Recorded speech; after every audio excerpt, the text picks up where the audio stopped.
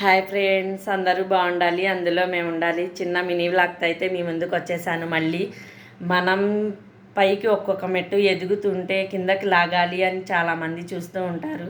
కానీ వాళ్ళని పట్టించుకోకుండా మన దారిలో మనం వెళ్ళిపోవడమేనండి. దేవుడు మంచి జరగాలి అని కోరుకునే వాళ్ళకి తప్పకుండా మంచే చేస్తాడు. లేదు వాళ్ళకి చెడు జరగాలి అని కోరుకునే వాళ్ళకే చెడు జరిగిద్ది. మంచికి మంచే వచ్చిద్ది, చెడుకి చెడే వచ్చిద్ది. అట్లాంటివి ఎప్పుడు మన లైఫ్లో పట్టించుకోకూడదన్నమాట. అందరినీ మంచి జరగాలి, అందరూ బాగుండాలి, అందరికీ మంచే జరగాలి అని చెప్పి అందరం పాజిటివ్గా ఆలోచిద్దాం. అప్పుడు ఏ ప్రాబ్లం ఉండదు కదా. వాళ్ళు ఎంత కష్టపడితేనో, ఎన్నో ఒడిదుడుకులు అనుభవిస్తేనో, ఎంతో కృషి చేస్తేనో కొంచెం బెటర్ పొజిషన్కి వెళ్తారు. మనం వాళ్ళని చూసి బెటర్ పొజిషన్కి ఎలా వెళ్ళాలి అని ఆలోచించాలి. కానీ వాళ్ళు మనకంటే తొందరగా పైకి వెళ్ళిపోయారు, మంచి పొజిషన్కి వెళ్ళిపోయారు, వాళ్ళని కిందకు లాగాలి అని చెప్పి వాళ్ళ మీద నిందలైతే వేయకూడదు.